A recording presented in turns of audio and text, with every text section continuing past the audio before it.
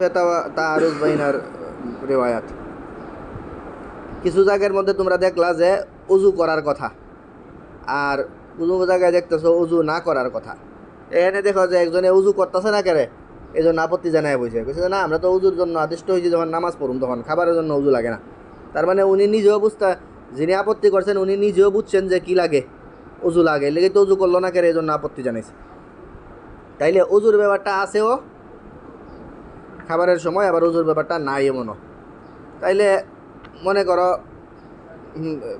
এই রেওয়ায়াতগুলির মধ্যে তাদবিক যেটা, সেটা হইলো একটা তো আমরা বললাম যে উজু যেখানে মুরাদ, যেখানে বলা আছে যে উজু করছেন, বুঝতে পারছো, উজুর কথা যেখানে আছে ওইখানে উজু দ্বারা লুগাবি উজু মুরাদ।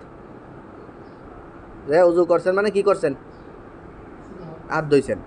আর যেইখানে উজু লাগবে না বলা আছে ওইখানে কোন উজু লাগবে না, শরীর উজু যেটা সেটা লাগবে না, লুগাবি উজু না।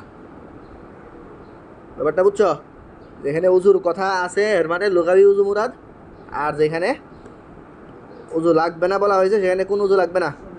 হ্যাঁ, নামাজের জন্য যে উজু করতে হয় সেই উজু লাগবে না খাবারের সময়, সেটা হলো একটা। অথবা যেখানে বলা আছে যে উজু করছেন ওইখানেও শরী উজুর উদ্দেশ্য, কিন্তু এটা ইত্তেফাকান খাবারের আগে দিয়া হয়ে গেছে।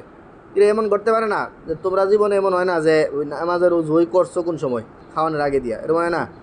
তো এরকম খাওয়ানোর আগে দিয়া নামাজের জন্য উজু করছে, এটা খাবারের লাগে না, কিন্তু এই ওইটারই অনেকে বর্ণনা করে দিয়েছেন যে কি করছেন, খাবারের আগে কি করছেন, কিন্তু খাবারের আগেই করছেন, কিন্তু এটা কি খাবারের জন্য শর্ত এই হিসাবে না, ইত্তেফাকান এই সময় কেরা ফেলছে, বুঝতে পারছো? আর উজু তো বেশিরভাগ সময়ই খাবারের আগে উজু করছেন না, ওনারা তখন রেওয়ায়াত করছেন যে কি করছেন না, উজু যে করছেন না সেটা।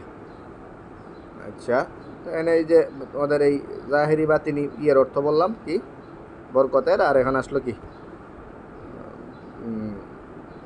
উজুর দ্বারা, উজুর কোনো জায়গায় আছে কোনো জায়গায় যে নাই, এই আছে নাই দ্বারা কি মুরাদ, এটা চলো হ্যাঁ হাদিসটা পড়ো আবার, উনি কি বলছেন।